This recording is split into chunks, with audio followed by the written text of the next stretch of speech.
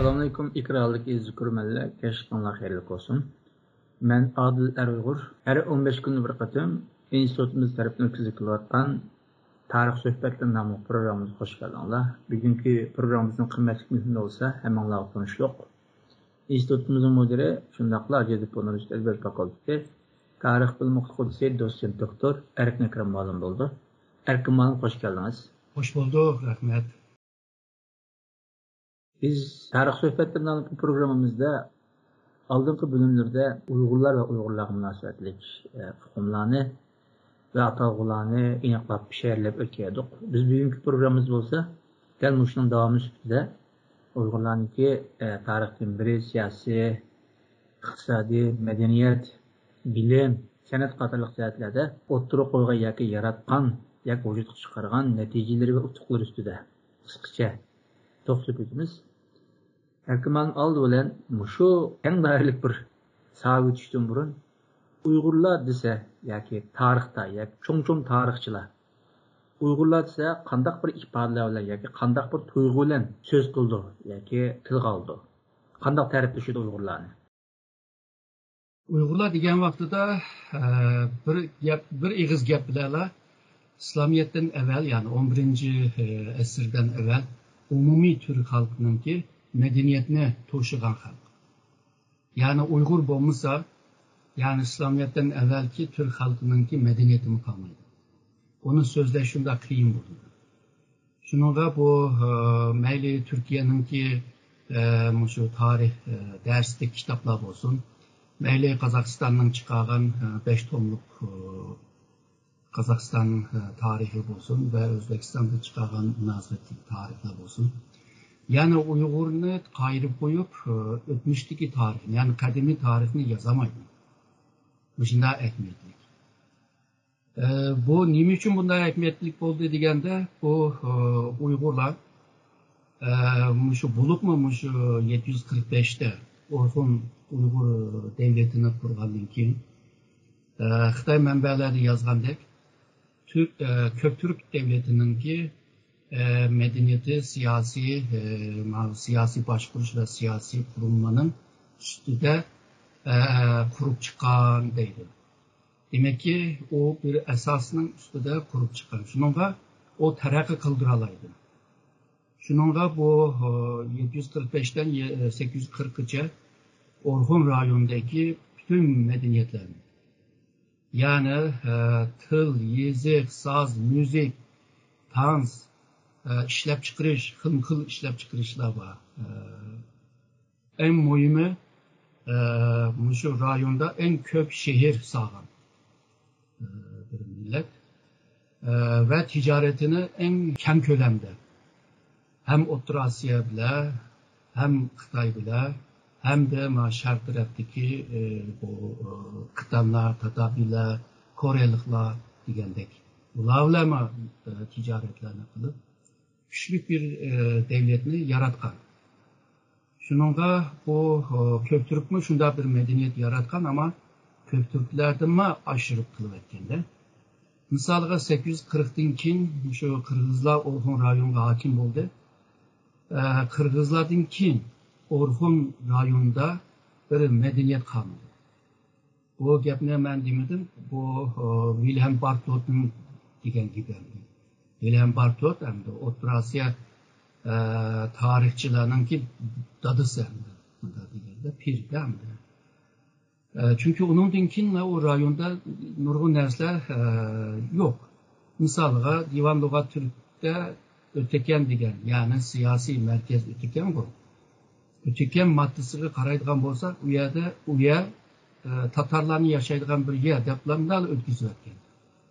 Demak, so'zlaydigan narsa qolmadi degan. Ama bu Uygurlar 840'dan keyin nurg'un yerlarga ko'chib bordi. Ko'chib borgan yerda yanada bir medeniyet yaratdi. Bu qitimqi medeniyet o'zining medeniyeti bilan bu ko'chib borgan yerdagi shu yerlik medeniyeti bilan jug'urup özge has, özge alaydı bo'lgan bir medeniyetni yaratgan.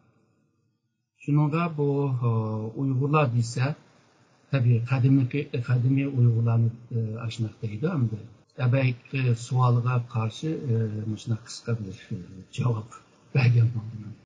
Malum siz daha tek edilen bir gipiniz var bu tarihçilerin işi varsa Toynbee. Toynbee'nin ki benim bilişimci yoki siz depegen isim kalmış mümkün. Bir Uygurlar doğrusunda da bir meşhur gipin degensiniz. Bu gapni bir ortaklaşkan bolsunuz biz bilen hazır. Ha, bu Toynbee hem de dünyada tanıngan bir tarihçi hemimiz bilimiz. O bir Japon sosyologla sohbet kılgan cereyanda o dünya medeniyetini bilgen bu başka Toynbee. Sualga deydi. Sen tarih boyunca qaysi devirde ve qayerda yaşamak istedin, eğer de yaşamak isteyen bolsan dese millatın keyinki 2. asırda Şark Türkistan'da yaşashını xalayman. Şununla bu Şark Türkistan'ınki yaratgan medeniyeti, yani Şark Türkistan zemininde yaratgan medeniyetler dünya medeniyetiga jiq törtü qo'shgan. Malum biz hazır retlik kersek mesela hazır Uygurlarınki biraz burun medeniyet, sanat, iktisat ve bilim, siyaset oturup neticelerini bir kısaca sözlep öttünüz. Biz siyasetten başlasak mesela. Uygurlar şu tarih sözü çıkkandan beri hazırlıkça bir siyasetinde kandak bir devletini kurdu. Şunu ismini daha bir ortaklaşkan bolsanız bilen. Uygurlar bilimiz bu meyli Turpan'daki Uygurlarınki iz kaldırıp koygan özünün atı boğusuyla münasebetlik menbeler olsun, taş yazıklar olsun. Meyli bu İlhanlı devletininki veziri Reşitettin'inki yazgan tarih degen kitabı olsun. Uygurlarının en başta şu Orhun rayonu bile Orhun rayonunda yaşaydı ve şundakla Orhun deryası bile Tuğla deryanın arasında yaşaydı. Bula 10 kabilede, 10 uruktan teşkil tapıldı. 10 uruktan teşkil tapan bir kabile. Ama bu kabile ötkenlerde mi değişti? Bu başta Hunlar vaxtıda Dinginler'inki federasyonun içinde kalan. Keyin ondan keyin Avça'daydı yüksek araba, çakı, çoğun boğaçta, çok yüksek görüngen bir araba. Bu Xitay belgensin. Yaki Teliler'in arasında yer alan. 605'te bir çok özgürlük buldu Uygurlar için. 605'te Uygur kabilesi, şundakla Tongra, ondan keyin Bayırgu, Fuflo degan bazı menbelerde 4, bazı menbelerde 5 kabile birlikte bir teşkilat kuruldu. O teşkilatınki ismini Xitaylar Xuyxe deb atagan. Bularınki yig'ib kelsek, bularınki nüfusu şu 10.000 etrafdagi, harbiy kuchi 5.000. Yani demek ki her 2 adamning birisi harbiy degan adam. Bu 4 yoki 5 kabileden teşkil topgan bu siyasi birlik. James Hamilton'ınki tushuntirishinde onun atağlık bir makalesi var. 9 Oğuz 10 Uygur deyilgan. O naiti isil, seviyelik, çonkur, okup tushunmek asan toplangan bir makale. Çünkü o James Hamilton neçe xil tillarni bildi. Ülep ketken tillarını bildi. Misalga Toxarca, Sanskritça degandek. Onun için Türkçe, Moğolca, Tibetçeni mi bildi. Tabii Xitayçani yaxshi bildi. Özü İngiliz ama Fransa'da yaşaydı. Şununla İngilizce, Fransızca mı yaxshi? Şununla onun işilterleydiğen, faydalanılaydiğen materyali yamanca. O James Hamilton'ın degine qargan çağda o 605'te kurulgan bu hakimiyetinin ismi 9 Oğuz buluş mümkün değil. Yani bu Xuyxe degan isim Xitaylar tercüm kılıp, öz bilip tercüm kılıp yazgan bolsa, özleri 9 Oğuz deb atagan boz gerek deydi. Hem de 9 Oğuz degan bu isim Xitayca'da Jivshim deb o'tadi. 9 soy deb deyli, 9 boy deb. 630'da bir qatim Xitoychada chiqdi. Ama bu James Hamilton'daydı. Bu Xitoychaga yozilgandan evvel, yani yozilgan chislardan evvel bu Babi hukm. Demek ki bu Uyg'urlarninki kurgan birinci hakimiyeti şu 605. yıldaki bu hakimiyet. Bu keyin şu 646. yılda yani bir 9 Oğuz hakanlığı degan bir hakimiyet kuruldu. 630'da Köktürk devleti yıkıldı. Bunun için Köktürk kabilenin 100 mingdek adamın hemmisini Xitoyning şimal rayonlarına yerleştirdi. Şununla bu Türk halkının yaşaydığı rayonda Köktürk bulmagan kalan Türk halkı yaşaydı. Bir yerde çoğarak bir kabile Şöyentor. Şöyentor'un 100 yıl evvel bu Hirt deyimiz, Makvart deyimiz bular Sır Tartuş deb bir isim koygandı. Ama bu suni bir isim. Tarihte mi bunda bir kabile mi yok. Bu güçlükte o rayonda. Bunun ikincisi Uygurlar güçlük. Bu yerdeki Uygur, Ebeki diyen Uygur ve şundakla bu 9 Oğuz. Bu 630'dan 646'ya Muşu Şöyentola, Muşu Moğolistan ve burun Köktürklerinin hakim olan rayonga hakim oldu. Bu hakim buluşta Uygurlarının yardımı batı, Xitayning qo'llashi batı, Köktürk devletinin yıkışı için. Ama 646'da bu Şöyento'ma Tan sülalesi bile münasebeti bozulup yok. Ondan kim başka Tan sülalesinin siyasetine karşı çıkışta, o rayonga karşı siyasete karşı çıkışta, bunu mu yıkışta planladı.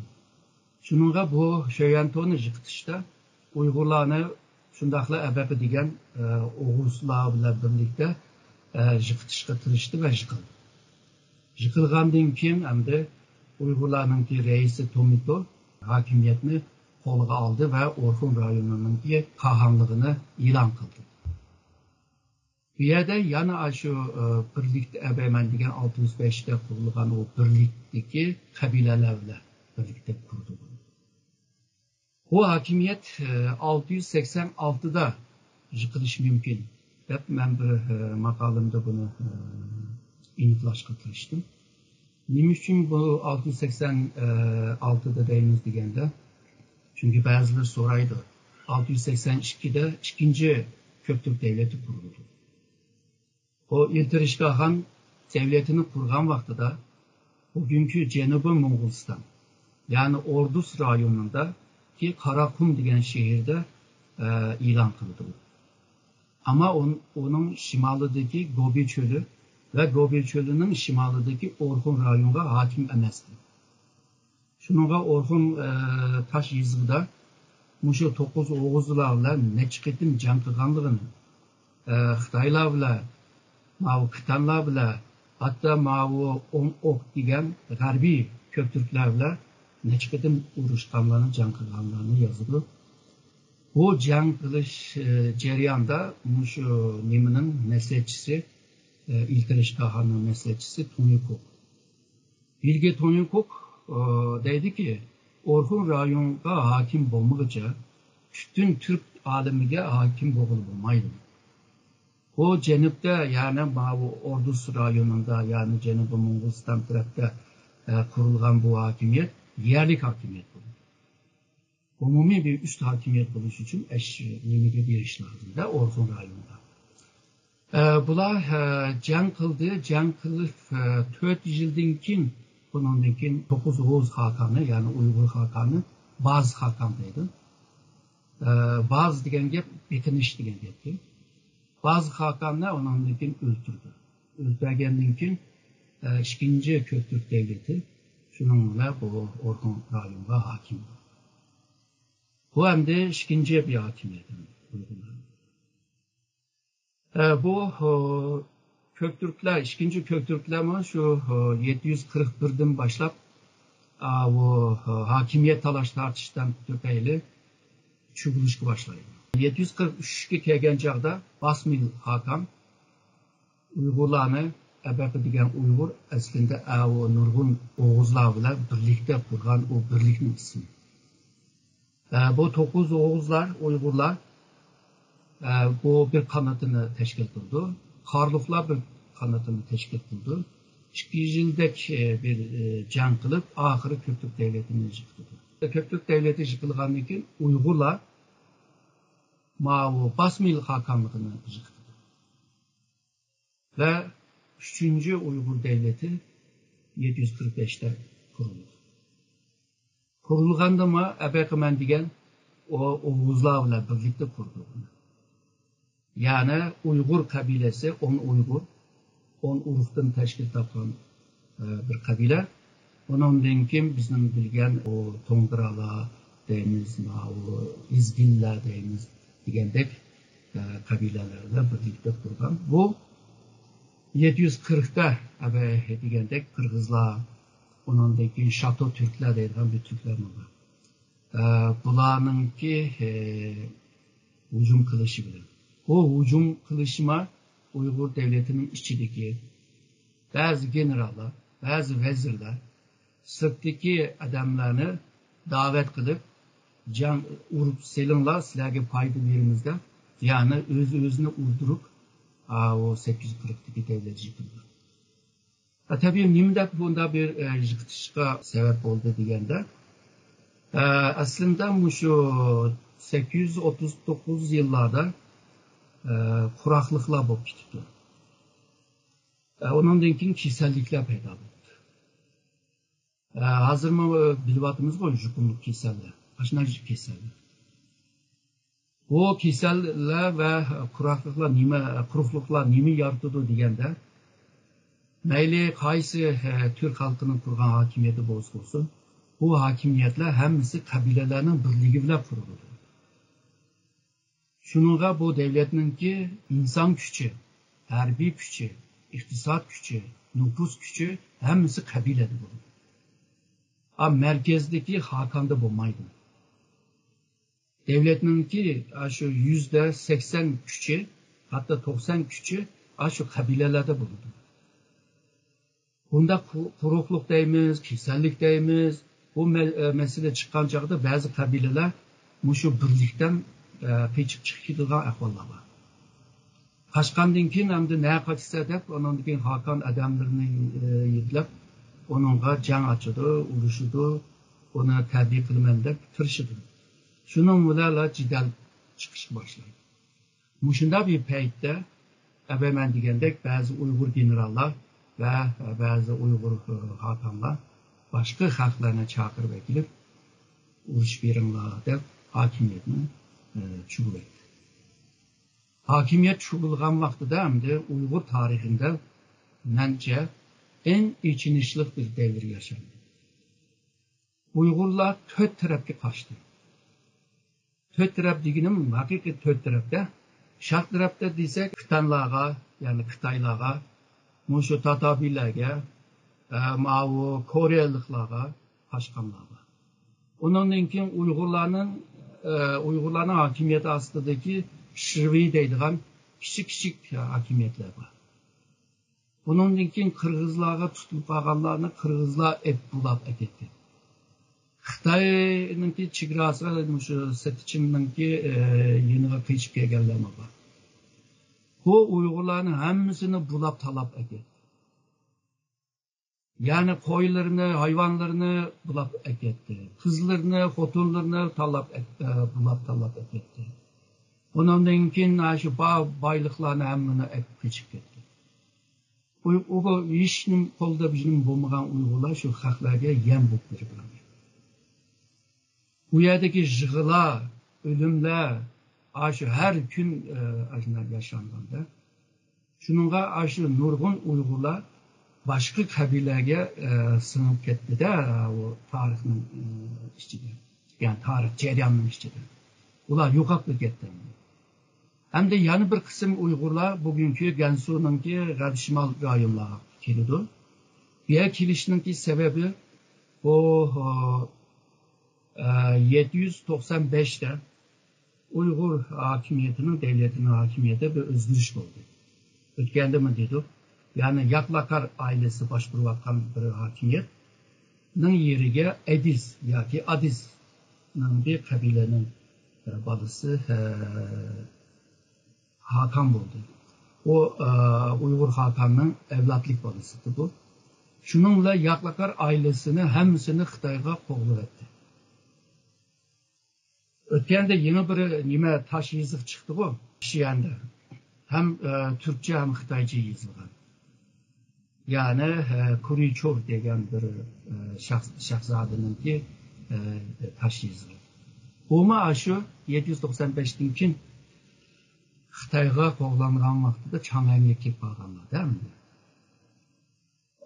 Şununla bu 840'da yıkılgan çağda bazı Uygur kabileler, şu devletke bağlangan kabileler, şu nimige Gansu'ga geçip gitti. Kim bular? Seyrek Uygur hakimiyetini kurdu. Yani bir yerde Basmillar'ı bununla bular egişip gelgen. Bayırgular'a egişip gelgen. Bayırgu'nun bir kısmı Mavu Turpan merkezlik bir hakimiyetke gelgen. Yani bir grup şu Turpan'ga yerleşken, yani bir grup olsa başta Balasagun'da keyin şu Kaşgar'ga yerleşken Karhanlılar. Xitay manbada müştəq yazıldı. Bu üç misalga Gansu, Şərq Türkistan'ın işki yerine yerleşken üç devletni Xitay manbalarda Xuyxu deb atılgan bolsa, o bazı manbalarda hem de farklı ataydigan bo'lib qolgan. Misalga Karhanlılar bu Turpan Uygurlarni Uygur deb ataydı. O başka Uygurlarni Tat Uygur deb ataydı. Bu Arap manbalar qarasak, şu Turpan Uygurlarni, şu Seyrek Uygurlarni Topuz Oğuz deb ataydı. Karhanlılar özüne Türk deb ataydı. Ve özünün atı boğusunu şu İran'ınki Şahname degan kitapnınki içindeki bir hikaye var. Turan ile İran'ın can kılıç ceryanında Turan'ın kahramanı Afrasyab. Şu aileden kelgenliginde. Afrasyab olsa Nuh peygamberinin ki nevrisi boğan, Türk degan bir nevrisi boğan, onun sülalesinden kilidir. Şununla özüne Türk deb ataydı. Aslında bu Turpan'daki uygulama arlap yüzünü Türk deb ataydı. Ötkendiğini değiştik bunu. Şununla bu 840'dan keyin Uygurlar yani 3 devlet kuralgan oldu. Hem de Mao Xitay Setichin'ninki qishig'i kelgan Ögey Kağan'ın yetekçiliğinde hakimiyet şu pek uzun turamadı. Yani 848'lergece aran turaladı bu hakimiyet. O haberini tuygan yani hakimiyet yıkıldı diyen Hakan kıçıp gidiyordu, onun bir yuhak gidiyordu. Oturupta Hakan. Hakan bulungan ki Uygurlarını yanı hakla talep etken. Bunun için Mao Şərq Türkistan'a kıçıp gelgen bir şahzade var, Pantekin'de olan. O Hakan ölgen bir yüzüne Şərq Türkistan'da Hakan deb ilan qildi. Yani Arap manbalarga qarag'an chaqda bu Hakan ilan qismi qo'l ostidagilar va kuchli Hakan ojiz bo'lg'achqa pochinib ketgan deb bunda tushunadi. Bundan keyingi tarixlar biroz mücmel çünkü manbaning çalılığından. Hem de Uygurlarning kurgan kona kadimi zamanda kurgan hakimiyet Muş'un üççü bu Orhun rayonunda. Şununla bu Moyanchur ile münasebetlik 3 taş yazık var. 3 taş yazıkının ki Muş'u Şine usuldan başka tez ve tarihın devran 2 Muş'u taş yazıkta düşendirdi bizim adı boğumuz. Bugünküce 3 devlet kuruldu. Hem de bu 840'dan keyin evvel degandek yani nurgun bir devletlerini kurpak dendi. Fakat Şərq Türkistan'da misalga Karhanlılar ve Turpan Uygurlar Şərq Türkistan'da bölüş var. Şu Kuşçadan bölüş var. Nurgun'la can kılgan. Şununla Karhanlılar şu Seyrek Uygurlar bile, Tangutlar bile, Xitaylar bile, Yav bile yani Kıtanlar bile ticaret kılgan çağda şu nimede Xotan'ınki rayonundan şu Çiriye'den Altın Dağ'ca anandaki mavnimi hoşu koridorga berip arına ticaret kıldı. Çünkü ma tarafını Turpan Uygur Devleti tosuğanda ötemeydi. Şununla o taklamakan çölününki cenub taraftan boylap o tarafga şark tarafga baradı. Şununla bu paramparça bir hakimiyet kuruldu. Seyrek Uygurlar acizdi. Kin Tangutlar yoktu ve bunların ilişkilerdi. Farg'anılarning ikkiga bölünüp ketip acizlab ketdi. Farxitaylar kelib Sharqiy Qarag'anlarni keyin G'arbiy Qarag'anlarni mag'lub qildi. Selçuklular onundaki G'arbiy Qarag'anlarni qo'lga tushirdi. Shuningla bu 840'dan keyin yıkılgandan keyin Uyg'urlar to'rt tarafga taqilib kurgan hakimiyetlerinin ahvoli shu. Normal söhbət jarayonida Uyg'urlarninki Xitoyninki ichidimi bir davlatni qurganligini degan edingiz. Shu ustida bir material ko'ryapman degandingiz. Bu ya'ni bu davlat bayatın degan davlatlar o'xshashmi yoki boshqa bir davlatmi bu? O başka, o yaman konu devlet. Yani bugün biz Türk halkının kurgan en baştaki devlet şu bunlar deb ataymiz. Aslında şu 509 milatın evvelki 509'da bugünkü Shanxi tağdaki Shanxi eyaletininki ülkesininki şimal tarafta kurulgan bir hakimiyet var. Bunu hem de tarihte Zhongshan, Xitayca menbede Zhongshan devleti deb atılır. Zhongshan devleti hakkında şu konu Meyli Chunqiu Zhuozhuan, bolsun Meyli Gongyangzhuan degandek ve o vaqtdagi Zhang Guoci degandek kitaplar Uyghurlarning yazgan. Bu kitaplarda pek jiq ifoda qilingan emas. Yeri kelib qolsa ataplar o'tib ketgan. Shundan bilan bu pek bilinmedi. 1970'nin ahir 80 yıllarda şu Tayhangshan'ınki etrafındaki arkeoloji tədqiqatından keyin şu devletle münasebetlik mənbələr çıxışa başladı. Bu devlet milattan evvel 296'da Zhou Beylik Devleti tarafından yıkıldı. Yani 509'dan 296 arasında Oturlukta bir hakimiyetine tartışıp koygan bir ahval kuruldu. Tört tarafta Xitay bilan jang qilgan bir devlet. Özünün yezig'i var ve bu yezig bilan yezib qoldirib qo'ygan manbalar var. Ve bina sağanda, bulupmu sarayını sağan vaqtida sarayınınki bu injenerlar bina silishdan evvel bir xaritini sizdi bu. Aşu xaritini sizdi. Ve bunu mis taxtayga, taxtay degenin qilin bir taxtay emas, inchikken, nipis taxtayga aş xaritini sizib, bu bina qanda, bu saray qanda silinganligini ko'rsatdi. Bu dünyadaki birinci xarita. Ondan keyin bütün şu mis bilan yasalgan, mayli das olsun, mayli qachi olsun, hammasında shunday xat yozilgan. Bu xatlar hammasi burun başta chiqadanda o'qiyamadi, hozir asta-asta o'qib uni chiqara oladigan bo'ldi. Bu devletde hem chorvachi ministri hem de terikchilik ministrligi var. Su ministri var. Yani 7-8 ministr var. Hükümet var. Padişah var. Şununla bu halk hem jangchi hem dehqonchilikni qildigan bir millet. Qolgan beylikler, Xitoy beylikler, ular şu terikchiliklarni qildi. Ular hem hayvanchilikni qildi. Ve shunda jiq etrafda düşman bo'lsin, qo'rqmay ashlar bilan jang qilib, o'zining devletini 200 yildan chiqarib yaşattı. Ve qoldirib qo'ygan madaniyatları, bo'libmi shu metal bilan yasagan narsalar, mayli qo'shiq tag'aq bo'lsin, mayli neyzi bo'lsin, mayli qilich bo'lsin, mayli shu ayollar beshiga taqaydigan yoki kiyimiga taqaydigan her xil buyumlar bo'lsin, hammasi shunda isil yasalgan.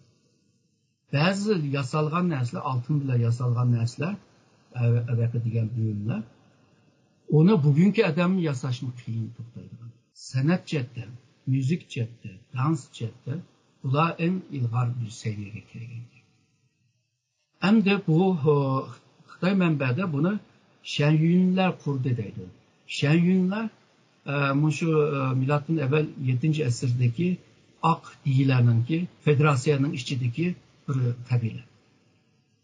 Bugün Xitay bu əbəq mən degan medeniyetlerini görə bular Türk bulamaydı, Uygurların adı bolsa bulamaydı. Çünkü bunchilik medeniyetini qanday yaratıdı? Bütün medeniyet degan Xitaydan elivasa, Xitay birivasa, Xitayning sayesinde medeni buluvasa. Şununla bu nime hata. Ya Xitay mənbədə anda yazıvasa sen 2000 yıldan keyin 2500 yıldan keyin kopub onun yazını hata desen senin doğruluğun kıyadandı. Sen qaysı mənbəyə tayin etdiysə bunu. Degendek bu Uygurların adı bolsa şu onlardan evvel hakimiyetini kurgan. Hazırki arkeologiya tədqiqatları bilan birlikdə tədqiqatlarına yaman çıxaydı. Bu haqda esaslıq bir kitaplarını təyyor qilish lazım. Yani buna cık adamlar G'arbliklar Türkiye'dekiler bilmeydi. Ben derslerde anlatkan vaktimde o vallahi hemmisi heyecanlanıp gidiyordu. Biz bildiğim devletimiz şu onlar ki ondan evvel neyin bağlılığını bilmeyimizdi. Ben magistrlik dissertasyonumu onlardan evvelki Türk kabilelerde yazdım. Çok. Türk tarihini 2246 yılgacha apardım. Yani 2000 yıl aldığı işlerden buldum değil mi? Yani Türk tarihi 4500 yıllık bir yazık tarihi. O çağda qaysı yazıklarga dayandım degende Xitaylar Jagugunga tayinib turib, Mis yazıgıga tayinib turib, tarih yazsa, biz nemişke aşınıga tayinib turib yazamayız. Şundan mı? Aşılaga tayin. Hem de o Jagugunu okuyalamsa ben okuyamayım. Bunu okuganlar lügat alığı ekep oldu o Jagugunu. Şu lügatga karab kıldı. Ondan keyin bambu yazığı var. O yazıqlar bilan bambuda yazılgan yazıqlarning ko'pini shu qog'ozlarga yezib oldi. Yani shuningga ulardan foydalanib, Əbəqman degan Chunchu deymiz, Zodran deymiz, Gongyangjuan deymiz, Guliangjuan deymiz, aşı konu kitaplara tayin. Goyu deymiz. Şu kitapları tayin. Hatta Huangdi Neijing degan kitaplarını tayin qilib yozgan değil mi? Ular hemisi milattan evvel yazılgan kitaplar. Gerçi Shanhaijin degan bir kitap var. Türk halkı, Türk halkının adı bolsa, yani Uygurların adı bolsun ama söz kılınıyor ama o eser keyinki adamlarni ba'zi narsalarni kirgizib qaysi orijinal, qaysi kirgizib qaysi burilgan, qaysi orijinal qolgan uni bilmagachga uni hamda o Shanhaijin degan manbani biraz dikkat bilan işlettim. Yani Şarq Türkistan'da eğer de bir Uygur tarihi degan bir kitap yazılıp kalsa misalga 40 tom bo'lmasa bo'lmaydi. Yani menimki parasım. Uygur tarihi. Uygur tarihiyle emas, yani bir tarih var, bu bolsa Şarq Türkistan tarihi. Şarq Türkistan tarihi ile Uygur tarihi arasında fark var. Şarq Türkistan tarihi coğrafyana esas alan bir tarih. Bu coğrafyada nemi yaşangan bolsa aşını yeziş lazım. Ama en az degende 60 tom bo'lish lazım. Yani Uygur tarihi bilan Şarq Türkistan tarihi 100 tomdan jiq bo'lish lazım. Bu tom deganim nima? Yo'g'on tomdan. Yani yo'g'on kitaplar var bu. Qiyin yo'g'on, ashnaqdan da'atım. Misaliga Qozog'iston Cumhuriyeti mustaqil bo'lib qolgandan keyin Qozoqlar tarixida 5 tom kitobni aran yozadi. Aslında kıyılırdı. Yani yazgılı boludu çünkü hazır nurgun mənbələrini körələyən bulduk. Bu ilimnin terappiyeti bile, bu metotlarının ki terappiyeti ve şundakla tarih disiplinden emas, misalga başka arkeoloji, sosyoloji, edebiyat, mushu beşeri ilimler deymiz go, insan bilan münasebetlik ilimlerinin ki bütün metotlarını işletmeli buldu tarih.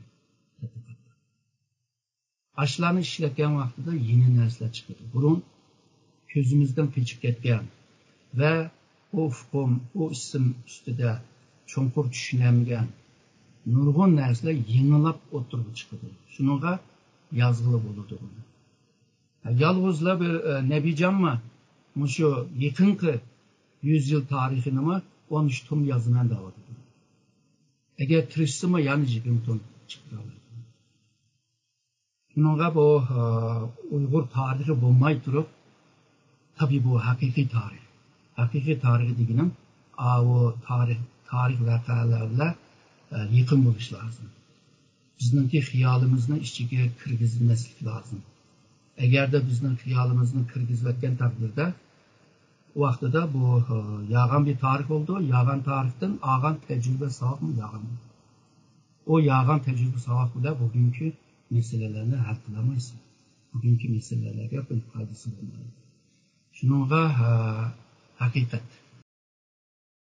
Ma'lum bu Türkiye'de bir kitap çıktı. Bu kitap Uygurca tercüme kılındı hem de. Ömercan Nuri efendim tarafından. Bu 13. asırda Kayseri tarafta. Türkiye'nin Kayseri vilayet tarafında bir eratna devleti kurulgan deyildi. Bununki kurgan kişi Uygur deydi. Bu doğrusu bir kısa söz etmegen bolsanız. Bu Mongollar küçünüp çıkandan keyin bulup 1206 yıldan keyin Timurchin o'zini Chingizxon deb davagandan keyin demayli bu to'g'ri gap emas.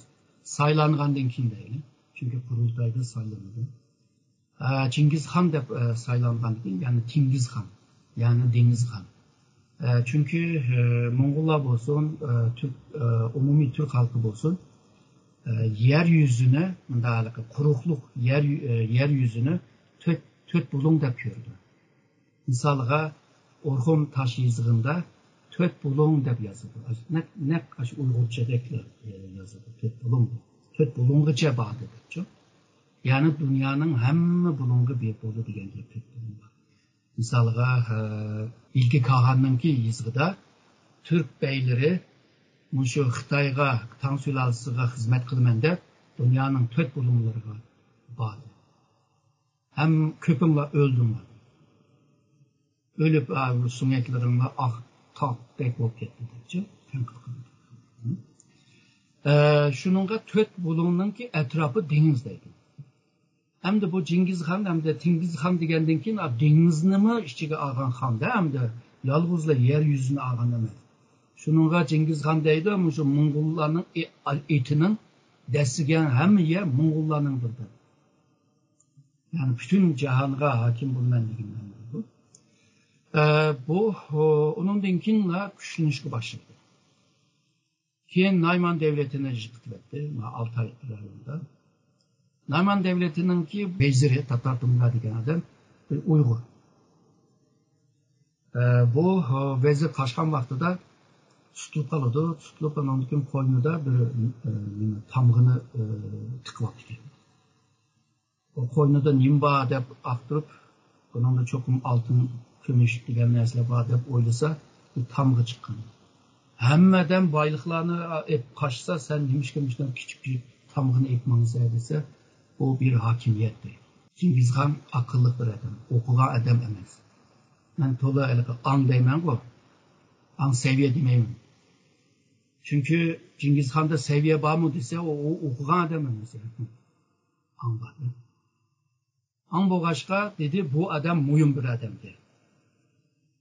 Bu adamni qoldirib qo'yaylik, 200 yosh Mongol bolalarni beraylik, bu tarbiyalasin. Mongollarga xat ijod qilsin. Mongol tilini yeziq olib aytsin, yeziq. Mush adamninki tövbesi bo'ldi. Hamda bu 200 Mongollarni mushu xatlarni o'rganib yozoladigan bo'lib qoldi. Yozolgandan keyin hamda nurg'un bu Mongollarni deydiki, bu Uyg'urlar bu ishni yaxshi biladi. İşilteyli bularni. Cengizxan'ın bir adeti, hatta bu adetmi nimaga devam kıldı, Timurlangacha. Yani jang qilgan chaqda menga qarshi chiqqanlar bo'lsa, hammani qirib o'ltiraman dedi. Men qarshi chiqmagan bo'lsa, teslim bo'lsa, mayli, yana mening adamim bo'ldi dedi. Ayadagi nima keskin ayirish. Ama jang bo'layotgan vaqtida bunday ahvollarni ko'rsin. Bütün adamlarni asirga ep bo'lgandan keyin, sen nima ish qila olaysan desa, men dehqon, terikchilik qilaman. Sen nima desa, rassom. Sen nima desa, men müzikchi. Sen nima desa, shoirman dedi. Sen nima desa, men bunday adam.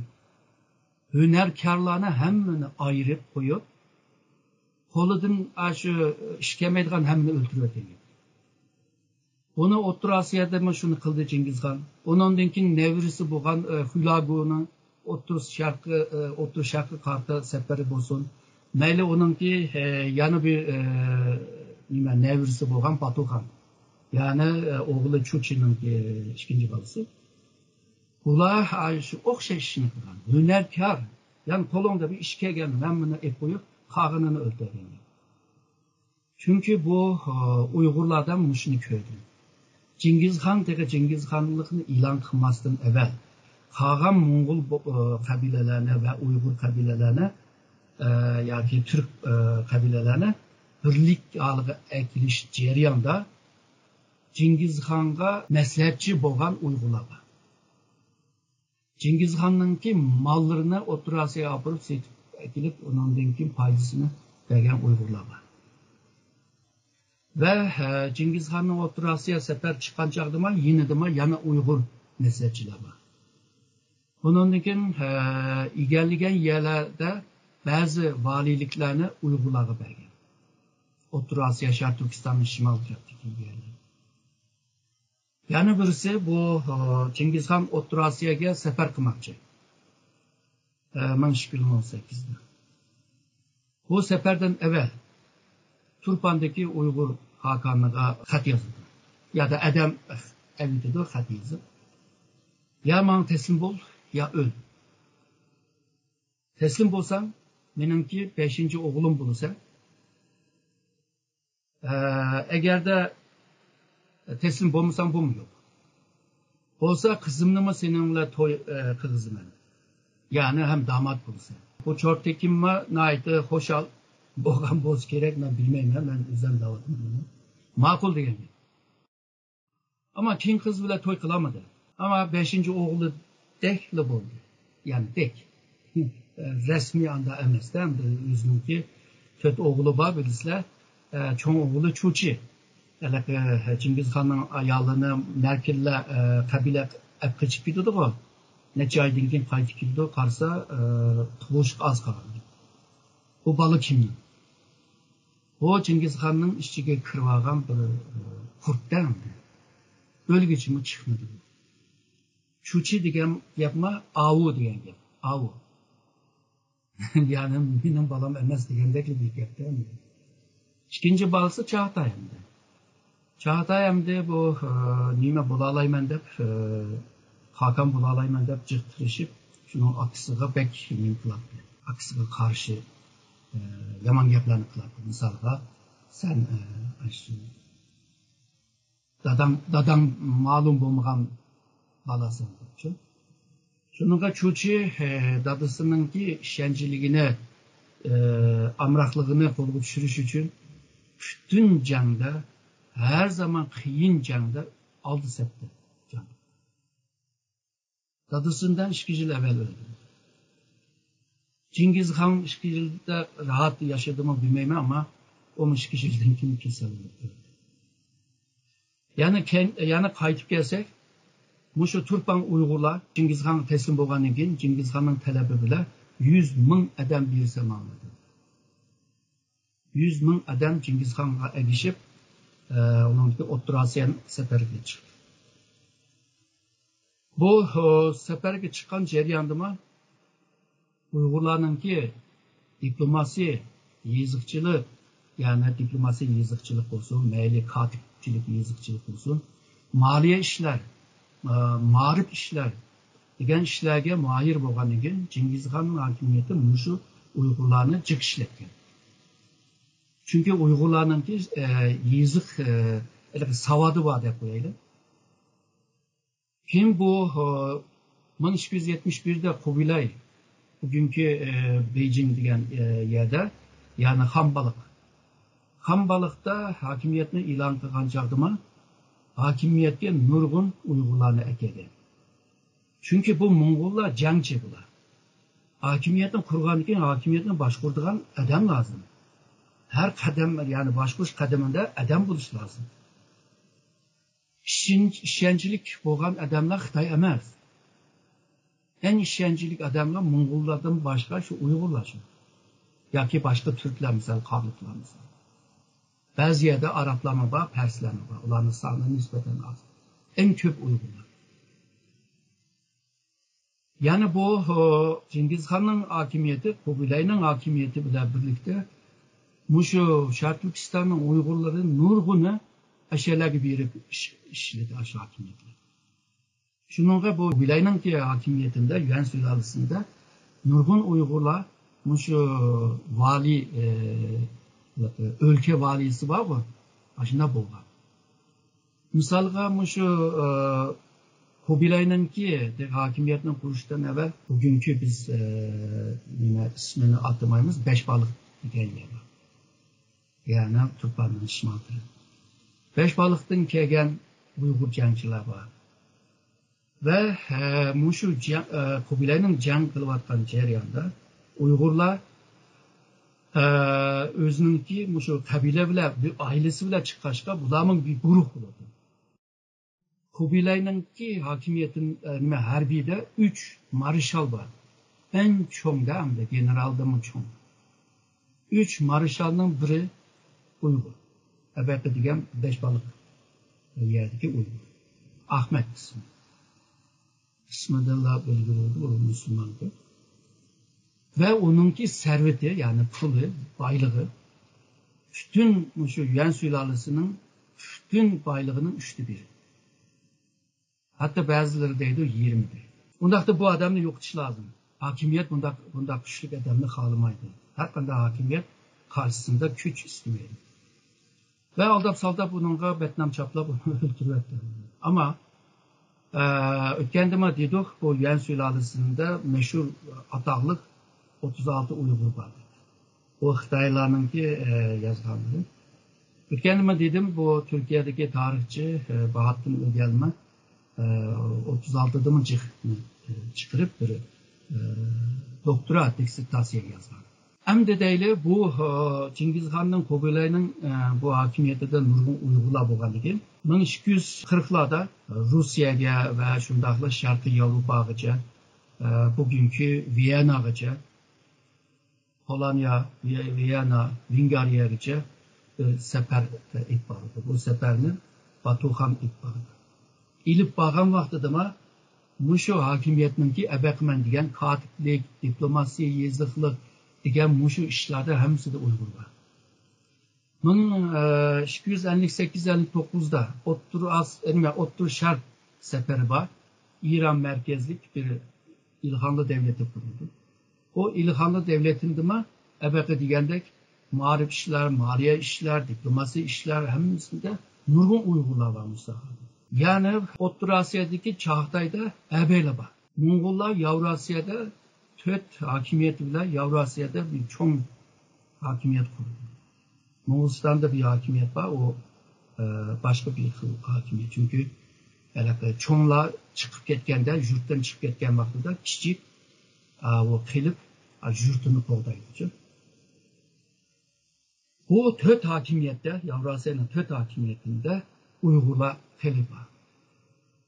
Bu haqda doktora dissertasiyam yazıldı, magistr dissertasiya yazılgan, maqolam yazılgan. Hem de kiraylı sualga. Bu ebe degen İlhanlı devletinde işlevatkan Uygurlarma var. Bu Uygurlarma çıkan vaxtıda mı ebe ben dedim o Cengiz Han 100 bin adam istigen, onun denkin devamlı istigen. Bularma, Uygurlarma bir koşunca bir yerde.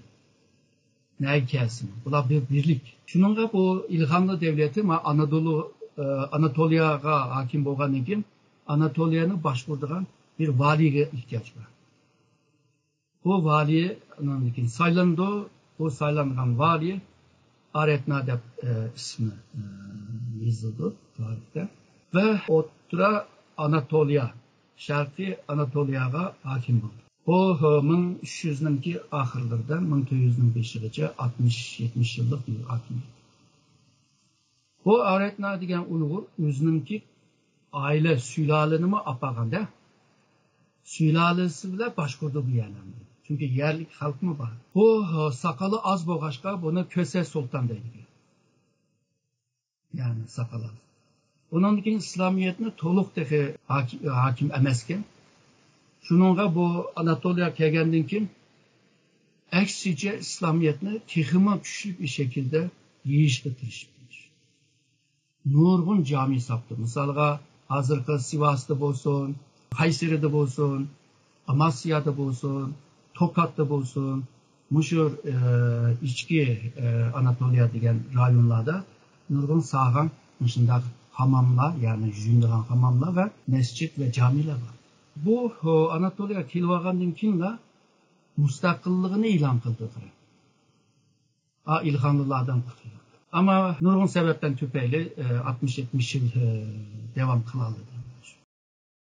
Ezgürmenler biz bugünkü programımızda Uygurların tarihinden beri, seni çıkanın beri siyasi cihetten yaratkan ufuklar üstüde erken malum toxtuluk öttü. Mesela biz davamlıq bilip kelgen bu Uygur Orhun devletinin başka onundan mı kurulgan bir neç devletini sarap öttü. Biz bununla haberdar boğan bolduk. Uygur devletinin başka Kensu, Karakallarla Turpan, İdikut devletini dep öttü. Hatta Anatolia'daki Aretna belgideki devletinin tarihi arka planını, tarih arka planına tepsil söz öttü. Biz keyinki programımızda Uygurların tarihinden biri, mesela medeniyet cihetten, iqtisadi cihetten, müziki cihetten, sanat cihetten, bilim cihetten oturup koygan tutuklarını tepsil söz ettirişimiz. Erkim Hamz, köp rahmet. Ben rahmet edin.